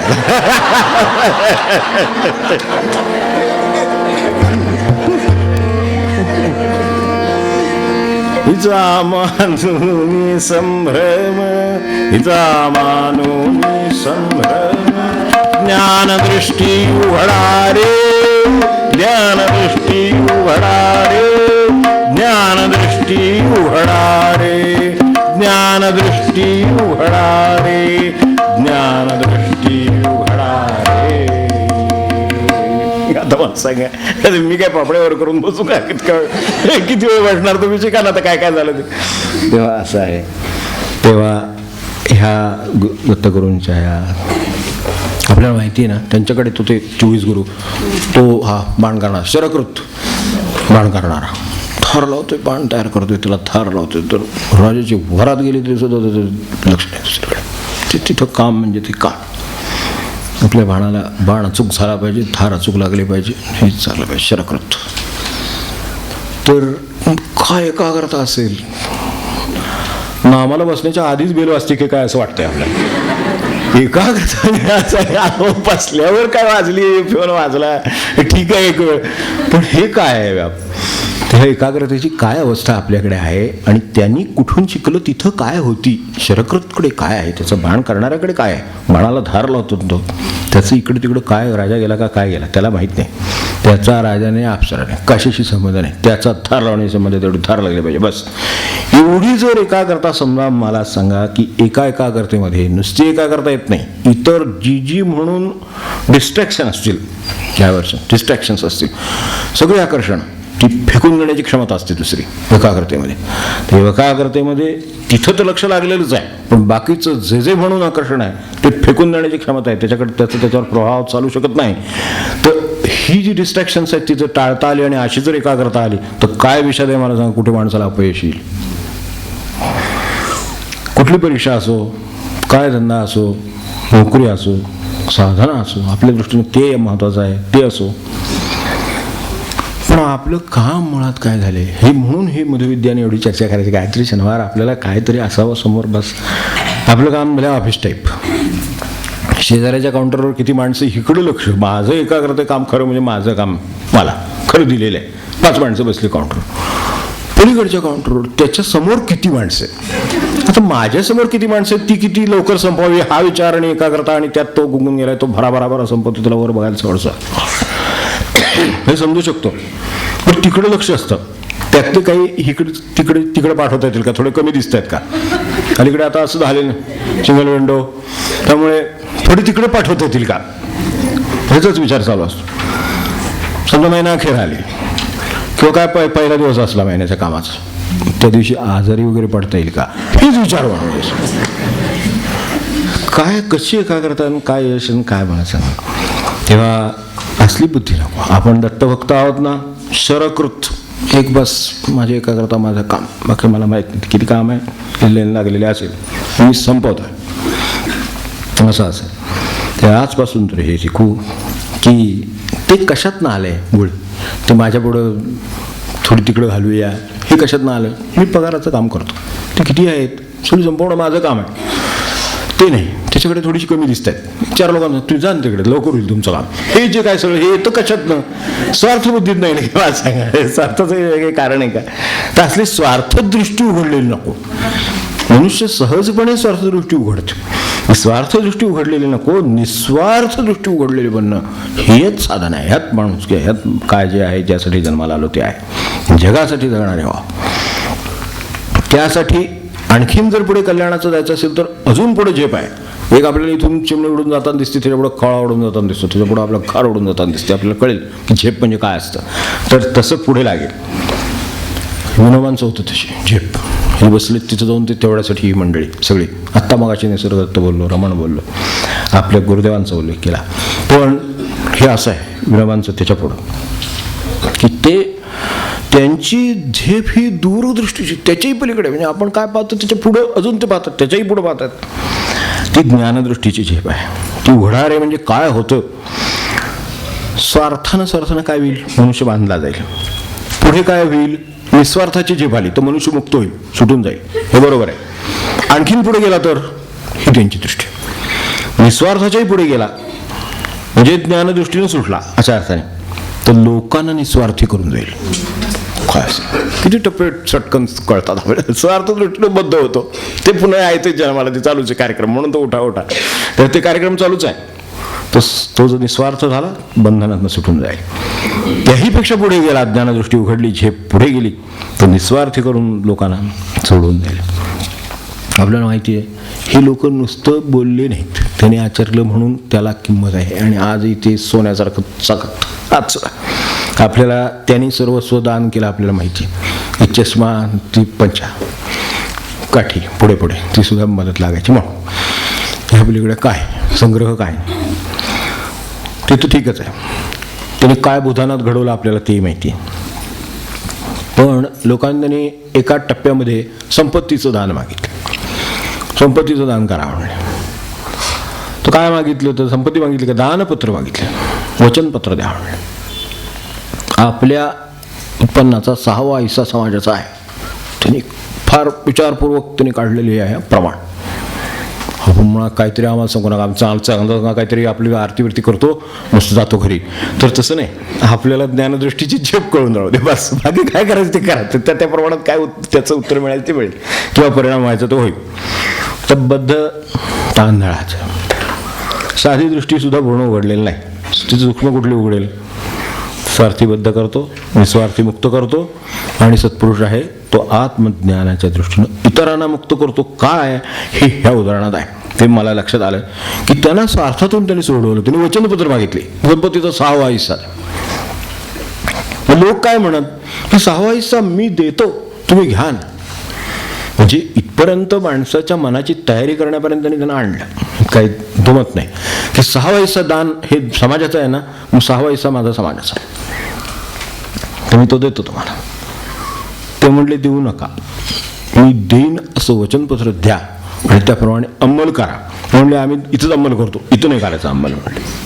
म्हणजे त्यात पुढे मुक्त काय करतात, म्हणजे त्यांना मुक्त काय करतात. म्हणले मी मुक्तच आहे, तुम्हाला मुक्त करून मी बद्ध होऊ इच्छित नाही म्हणले.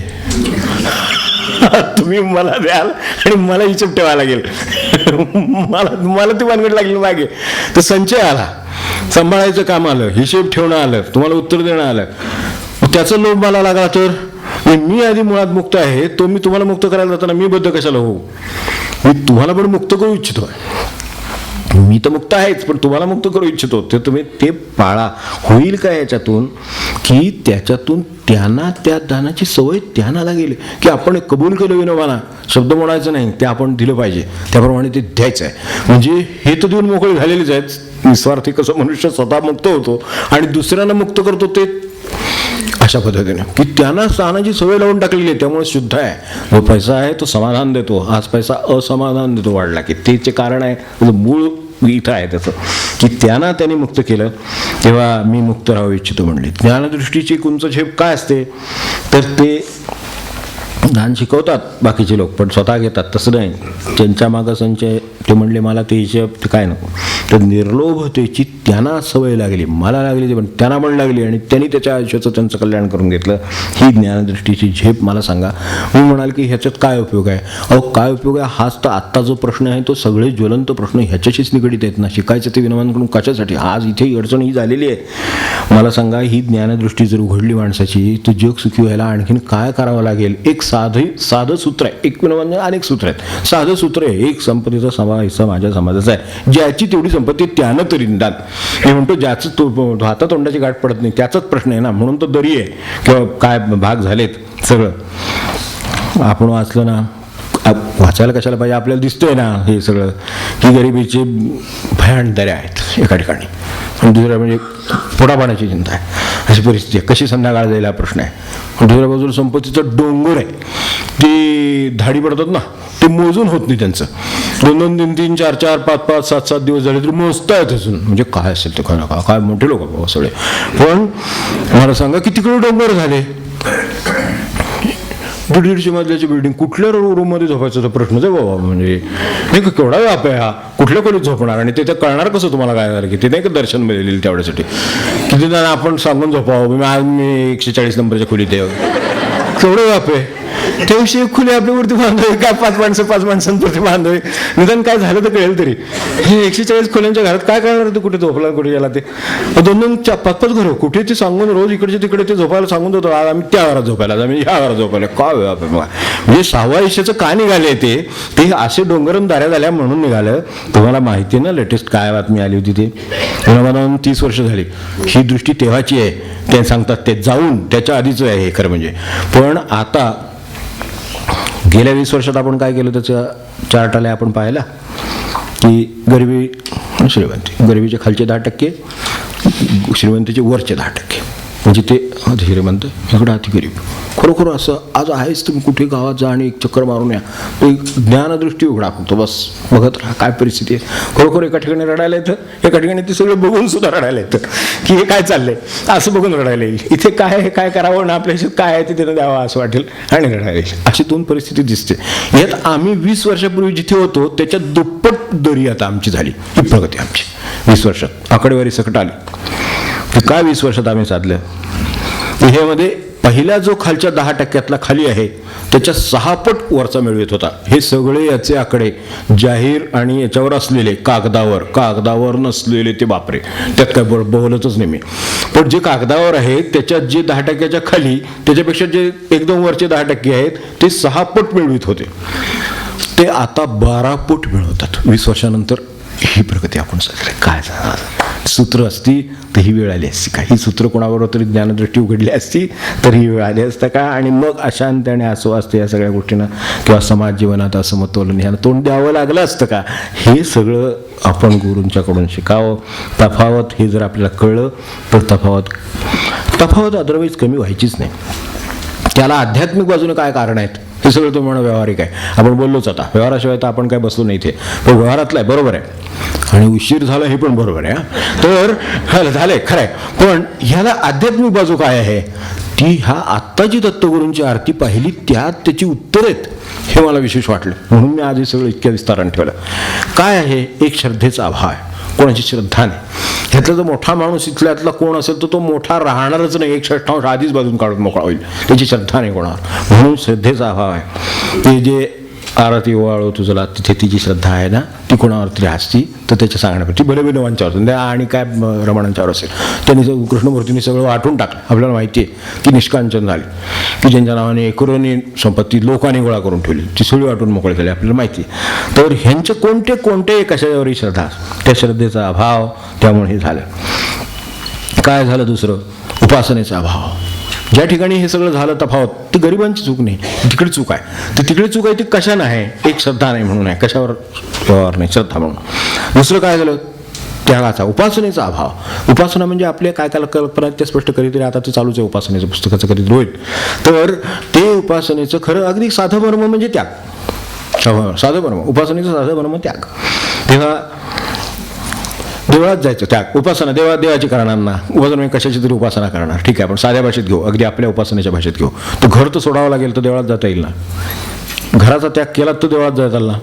एवढं तर खरं, एवढं तरी खरं आहे. म्हणजे त्यागाशिवाय उपासना शक्य नाही, हे तरी खरं. साधं देवाचं दर्शन घराचा त्याग केल्याशिवाय होत नाही, तर उपासना कशी होईल. देवाचं दर्शन घ्यायला देवळात जायचं विठोबाच्या, तर मला घर सोडावं लागतं, म्हणजे घराचा त्याग करावा लागतो तितक्या वेळासाठी का होईना, तर मला तेवढ्या वेळासाठी देवाचं दर्शन होतं, उपासना होते, हे व्हायला मला त्याग करावा लागतो. इतकं उपासनेचं साधं आपल्यासमोर गणित आहे. तेव्हा हे आहे. तिसरं, स्वार्थाचे काळोख मनामध्ये पसरले आहेत, म्हणून ते ज्योती, आता मी ती आरती परत म्हणतो, आपण आता ऐकताना बघाय सगळं त्याच्यात आलं का नाही क्रमाने. आणखीन मिळवून पुढे जायचं. आज कॉर्पोरेट हेड 30 लाख रुपये पॅकेज आहे. त्यांना असं वाटतं की 30 लाख काहीच नाही, कारण त्यांना 50 लाख आहे, तर दुसऱ्यानं 1 कोटी आहे, दुसऱ्यानं 2.20 कोटी वर्षाला. काय करणार मला सांगा, काय करत असेल. एक मला मोठं संशोधन करावं असं वाटतं की काय करत असेल नाही का, असं काही खात असतील का नोटा एवढं. बाळा काही सुद्धा कठीण आहेत किंवा नाही का. म्हणजे असं समजा आहे की 2 कोटी वर्षाचा पगार, वर्षाला आपल्या महिन्याला किती झालं मला सांगा की. त्यांना आहे आत्ता 2 कोटी वर्षाला, म्हणजे किती झाले मला काय गणित पण पटकन सांगता येत नाही की महिन्याला किती झाले. 12-24 ना, म्हणजे 20 लाख रुपये झाले असतील महिन्याला, हो की नाही. 20 लाख रुपये महिन्याचं काय करायचं नाही का. 20 लाख रुपये महिन्याला देतो म्हणलं तर आपल्याला भीतीच वाटायला लागली काय करायचं. कुडते काय आणि हे आणि 20 लाख रुपये पगाराचे, हो, जे असले नव्हे, हे लोक जे दाढी घालतात तसले नव्हे, हे खरे, तर त्यांचं ते खरे आहेत. म्हणजे किती तफावतीत कुठे असेल मला सांगा. तो 6वा हिस्सा जो विनोबा म्हणले त्याचं झालं असतं तर काय होईल. म्हणून हा स्वार्थाचा काळोख आहे की हे 30 लाखावर मिटत नाही, ते कोटी दिसत आहेत तिकडे. त्यामुळं स्वार्थाच्या काळोखाने झालं. त्यात तिथे प्रकाशाचा उल्लेख आहे, हा, निस्वार्थाच्या, त्या आरतीमध्ये आहे, आरतीतलंच सांगतो हे सगळं. नंतर दुसरं काय आहे पुढच्या कडव्यामध्ये, तर भगवंत नावाची कोणीतरी आहे आणि त्याचा मी कोणतरी लागतो. सोहमभाव तो सहा मी तोच आहे. तर तो जो आता कोण ज्याला जेवायला नाही आहे आणि ज्याला 30 लाख रुपये महिन्याला काय 20 लाख रुपये संपवायचेत कुठल्या तरी प्रकाराने संपवायचेत, तर त्याचे मी कोणीतरी लागतो.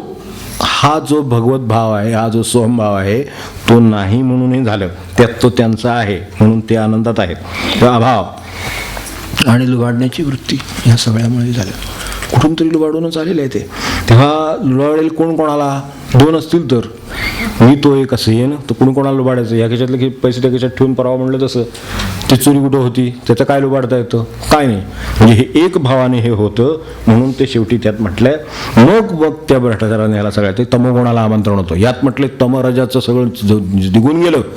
काय तमराजाचं निघून गेलं, तर ह्या अर्थाने तम आहे. मग ती गुन्हेगारी, मग जमिनीखाली समुद्रापलीकडं अकाउंट नामकं सगळं ते का आलं, ते त्यातून आलं. हे सगळं आरतीत क्रमानं आहे. हे सगळं माझं गेलं म्हणून मी निरंजन पदात आहे असं आहे. तेव्हा अधिक संपत्तीने आला असं वाटतं. खूप अंधश्रद्धेचे, मी त्याला अंधश्रद्धा शब्दच म्हणत नाही, मुळात अंधविश्वासच म्हणतो त्याला. श्रद्धेचा त्याचा काय संबंध नाही, पण तरीसुद्धा खूप अंधश्रद्धांच्यावर चर्चा होते. तो आहे तो शब्द वापरतो सध्या. सर्वात मोठी अंधश्रद्धा माझ्या दृष्टीने ही आहे की मी अधिक पैशानं अधिक सुखी होईन, बस. ह्याच्यापेक्षा मोठी अंधश्रद्धा मला काही दिसली नाही. आपण शोधून पहा की जिनं गोंधळ माजवला आहे जास्त. अधिक पैशाने अधिक श्रीमंत, अधिक पैशाने अधिक श्रीमंत होत नाही. पुरेशा पैशाने श्रीमंत होतो, पुरेशा पैशाने सुखी होतो. अधिक श्रीमंत होऊन अधिक सुखी होता येत नाही. आपण बघा घरी स्वास्थ्य त्यांचे काय आहेत त्यावरनं. तेव्हा हे अराजक आणि विनाशाला आणि वैयक्तिक अस्वस्थाला आमंत्रण मिळतं. तेव्हा या अर्थाने आपण आरती पाहिली. आता क्रमाने आरतीची पदं बघा की जय दत्तात्रेया, आरती ओवाळू तुझ्या पाया. कोणाच्या तरी पायाशी जो आरती ओवाळतोय त्याला हे घरात ठेवून घेताच येणार नाही. तो म्हणतो हे तुमचं आहे. पहिली गोष्ट तुमच्या कृपेचं आहे, त्याच्यात तुमच्या कृपेचं आहे, ती तुमच्या. आपल्याकडे भाऊसाहेब महाराज जेव्हा महाराजांकडे राहिले तेव्हा आले की पेन्शन महाराजांच्याकडे द्यायची. मला ह्याच्या पुढचं माहीत नव्हतं. आपली संशोधनाची वृत्ती असल्यामुळे मी खूप पुस्तकातून ते हुडकून काढलं. ते शेवटी मला सापडलं की दरवेळेला ते महाराजांकडे यायचे, म्हणायचे ही तुमच्याकडं, मी तुमच्याकडे येऊन राहिलोय, तुम्ही मला सांभाळण्याचं वचन दिले, माझे मुलं बाळ सगळी तुमचे, तुम्ही काय करायचं ते करा, मला उत्पन्न काय ही पेन्शन. ते आपल्याला माहिती आहे त्या काळातले इंजिनियर, तेव्हा त्या बांधकाम खात्यातले त्या काळातले इंजिनियर, तर ते आला की त्यांची पेन्शन त्यांच्याकडे द्यायची. पुढं पण महाराज पुढे काय करत असतो ते मला माहीत नव्हतं. महाराज म्हणायचे आता ही माझी म्हणून तुमच्याकडे ठेवा आणि वापरा. आता महाराजांचा पैसा वापरायचा बाबा, 10 रुपये वापरायचे झाले तरी नव्हत होईल का असं विचारत. वाचवले महाराजांचे वाचवले पाहिजेत ना, ते कशाला तरी चांगल्या कामाला उपयोगी होतील ना, दुसऱ्या कोणाला तरी गरिबाला उपयोगी पडतील. तो विचार लगेच सुरू होतो. तुझ्या पाया जो पायाशी आहे त्याच्या मनात त्या बोललेल्या सगळ्या भगवंताचा विचार येतो आणि त्याप्रमाणे पंचप्राणवाती एकत्र केली, तुझ्या नामस्मरणी घृती भिजविली. तुझ्या नामस्मरणाच्या तुपात भिजवलेली होती मनाची सगळं ही अवस्था त्यात एकत्र आणली. तर मला सांगा त्यात त्याचं म्हणजे किती नामाने काय परिणाम होईल. तर हृदय ध्याता ध्यान प्रदीप्त झाली, मन उजळून एकारत केली. मन लपवायची वेळ येते, मन उजळलेली असतात, त्यामुळे त्या प्रकाशात बाकीच्यांना आनंद होतो. त्यांचं तो होतोच होतो, ते उजळलेलेच आहेत. प्रकाशाला स्वतःला आणखीन काय बघायला लागत नाही, तो दिसतो तसं तो दिसतच असतं, बाकीच्यांना त्या प्रकाशात दिसतं. हे प्रकाशाचं वैशिष्ट्य. कल्पनेचा वायू समूळ मला मगाशी कल्पना म्हणल्या ना, आणखीन सुखी होईन म्हणून पळापळ चालली. त्याच्यासाठी ते तो कल्पनेचा वायू आहे, तो समूळ निमाला. माझ्या मनात असल्या कुठल्याही कल्पना नाहीत असं ते म्हणतात. सोहम भावे दीप अक्षयी ठेला, म्हणून सोहम भावाचा दीप अक्षय अखंड चाललेला आहे, ते होतोय आणि शांत बस आनंदात बस. सर्वाभूती दिगंबर प्रकाश. त्या सगळ्या शब्दांना हे अर्थ आजच्या काळाचे आहेत आणि त्याला ते लागू पडतं. मग द्वैताचा तमरज, ते द्वैताचे जे दुर्गुण आहेत सगळे पुढे अगदी ह्याच्यापासून भ्रष्टाचारापासून सगळ्यापासून सगळे घ्या. काय द्वेष मत्सर अमके धमके सगळे ते सगळे तमाचे आविष्कार आहेत. विलयासी गेला द्वैताचा तमरज, विलयासी गेला. सरली वाती ज्योती एकत्र झाली. वात शेवटी ज्योतीचं काय होतं, वातीचं आणि ज्योतीचं इतकं होतं माणसाचं शेवटी. हे होऊ शकतं त्यांचं स्वतःचं म्हणणं आहे. सरली वाती ज्योती एकत्र झाली आणि कुठलीही भ्रांती मला उरली नाही. भ्रांतीची काजळी समूळ निमाली. किती याच्यात राहील तरी शेवटी काजळी राहते. आपल्याकडे एक कापूरच तेवढा, म्हणून तो कापराची आरती आपल्याकडे म्हटली की शिल्लक नाही राहत, तसं काजळी नाही अशासाठी.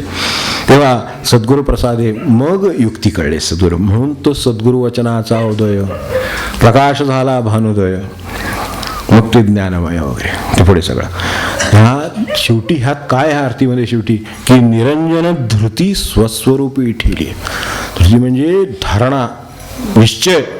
आज सगळं ठरतं, फक्त ती इथंच ठरतं की आता हे करायचंच काय झालं तरी, फक्त आता जिना उतरायचं.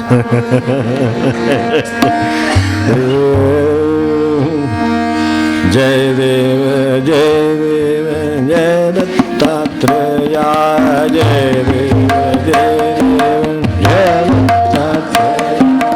आरती ओ वाळू तुझे पाया, आरती ओ वाळू तुझे पाया.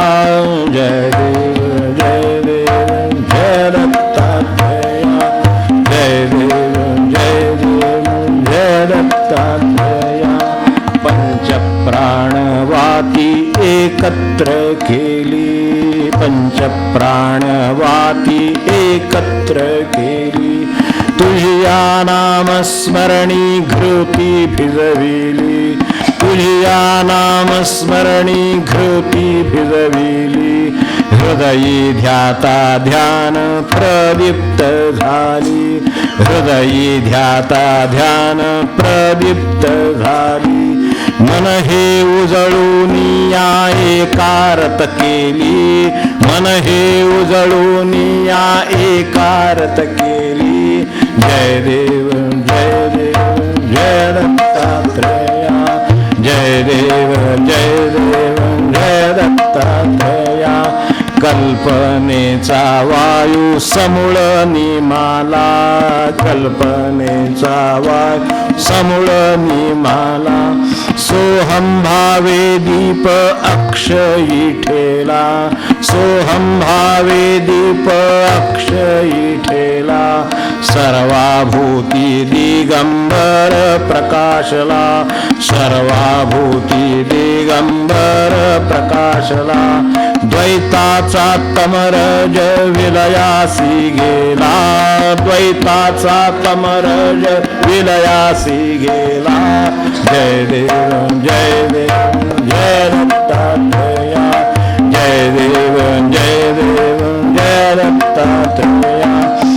सरली वाती ज्योती एकत्र झाली, सरली वाती ज्योती एकत्र झाली, भ्रांतीची काजळी समूळ निमाली, भ्रांतीची काजळी समूळ निमाली, सद्गुरु प्रसादे युक्ती फावली, सद्गुरु प्रसादे युक्ती फावली, निरंजन धृती स्वस्वरूपी ठेली, निरंजन धृती स्वस्वरूपी ठेली, जय देव जय देव जय दत्तात्रेया, जय देव जय देव जय दत्तात्रेया, आरती ओवाळू तुझी पाया, आरती ओवाळू तुझी पाया, जय देव जय देव जय दत्तात्रेया,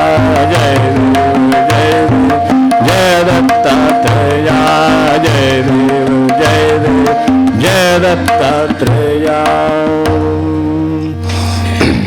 ही आजच्या या निमित्ताने स्वामींची आरती पाहिली, त्याच्यातलं काय मर्म आपल्याला घेण्यासारखं आहे ते आपण असं मानू नका खरोखर की यात चिंतन घडू दे काहीतरी. आता पुढे वेळ संपली म्हणून थांबतो आता, की ह्या सगळं हे सगळं घडू शकतं असं नव्हे की हे घडू शकत नाही. सगळं आदर्श आहे, आदर्श आहेच, पण आदर्शसुद्धा घडू शकतात. ते तसलं आदर्श नव्हे होतं. आदर्श म्हणलं मी अलीकडे बोलतोच काहीतरी आठवतं, पण जाऊ दे. आदर्श हे घडू शकतं. काय आहे हे आत्ता मगाशी विनोबांचा उल्लेख निघाला म्हणून सांगतो की 1/6 हिस्सा द्यायला सांगितल्यावर एका माणसाने 1/6 हिस्सा दिला. त्याची जमीन त्यांच्या त्या बुधानातली गोष्ट आहे. तर त्याच्यातली 1/6 जमीन त्यांनी आपल्या याची मालकीची दिली. ती खूप प्रचंड जमीन होती, मोठी जमीन आहे. 1/6 त्यांनी दिली, दानपत्र झालं, सगळं झालं. प्रत्यक्ष जमिनीचं माहिती काढली तर त्याच्यात खराब जमीन होती. ठीक आहे, विनोबाने त्यांना बोलावलं की म्हणले तुम्ही दान केलंय तर त्याच्यामध्ये असं आहे आणि ही जमीन खराब आहे. तो म्हणला मी ती खराब जमीन सगळी लेवलिंग करून व्यवस्थित करून देईल. बस म्हणलं. आजच्या काळात जर म्हणले कलियुगात, ही गोष्ट सत्ययुगात तिने म्हणले कलियुगातली आहेत, ती देताना त्याच्यात ती जमीन आली विभागणी करताना, हे बरोबर आहे, पण ती जमीन माझी आहे आणि मी तिची दान केली तर ती उत्कृष्ट असली पाहिजे, ही जबाबदारी माझी आहे देणाऱ्याची म्हणली. हे सांगणारा मनुष्य आज म्हणले जर कलियुगात भेटत असेल आणि त्याचा जर आम्ही लाभ घेऊ शकत नसू आणि आमचा त्याच्यावर विश्वास नसेल तर आम्हाला काय भगवंत काळा किती तीव्र हे असेल, तो अनुभव असेल, याची कल्पना आपण करू शकतो. त्यामुळे ह्याची ओळख आपल्याला पटू दे, नरजन्माची ओळख पटू दे, स्वतःचं पोट भरू दे अगदी अवश्य, पण इतरांचं फारण्यासाठी ते उरलेलं सगळं त्यानं द्यायची बुद्धी आणि कृती करू दे. अरे पैसा असेल, जमीन असेल, काय बुद्धीसुद्धा असेल, बुद्धीसुद्धा उपयोग दुसऱ्यासाठी करावा लागतो. ब्रह्मानंदांनी बुद्धी महाराजांच्या चरणी वाहिली, दुसऱ्या कशासाठी वापरली नाही. त्यांनी काय केलं असतं तर इंडस्ट्री उभी केली असती, त्यांची बुद्धी वापरली असती तर, पण ती सगळी त्या रामनामासाठी वापरली, महाराजांच्या कामासाठी वापरली. तेव्हा बुद्धी वापरू दे, कृती वापरू देत, काय जे असेल त्याच्याकडे श्रम वापरू देत, ज्ञान वापरू देत, ते दुसऱ्यांसाठी दिलं तरच पशुपेक्षा या अर्थाने मोठे आहोत.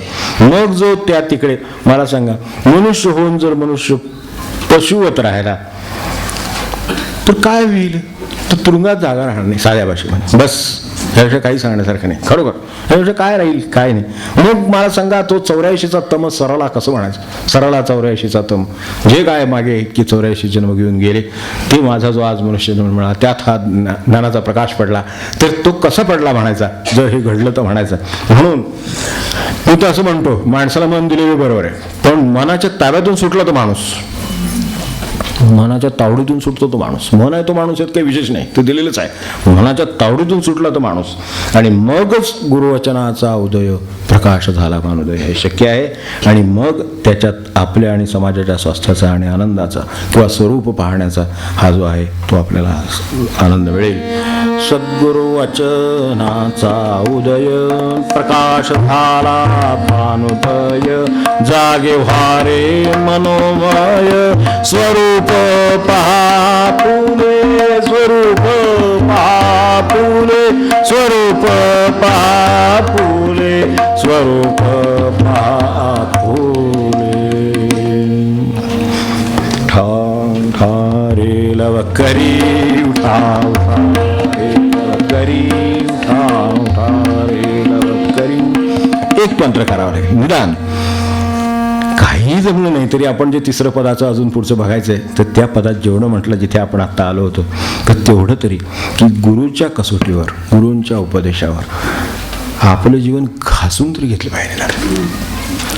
कसोटीला घासून घेतलं पाहिजे की मी म्हणतोय पण हे खरं आहे का, माझं इच्छा आहे माझी दान करायची, केली का, इच्छा आहे करुणा दाखवावी, आहे का प्रत्यक्ष क्षमा करावी, आहे का क्षमा, औदार्य आहे मनामध्ये म्हणतोय पण प्रत्यक्ष औदार्याचा प्रसंग आला तर मागे शिरतो का, नाही.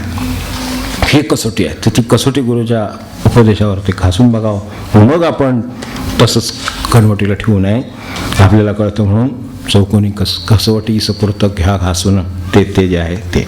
तर हे सगळं टिकवायला शेवटी आपल्याला काय उपयोगी पडेल, आज जे आले जे डोक्यात आहे सगळं टिकवायला शेवटी नामच प्रार्थना, आपल्याला साधन दुसरं काही नाही. म्हणून स्वामींनी सुद्धा शेवटच्या 2 ओळी म्हटल्यात त्या नामावरच म्हटलं, घ्या रे राम नाम. शेवटी तिथेच आला, उठा उठा अरे लवकरीचा शेवटी काय झाला, शेवटी याद झाला. ते तर दत्तभक्त. हे भेद आपले हे आपण लक्षात ठेवावं, असं काही भेद नाही, सगळे एकालाच हाक मारतात. एवढं लक्षात ठेवलं तरी हे उपयोग होईल.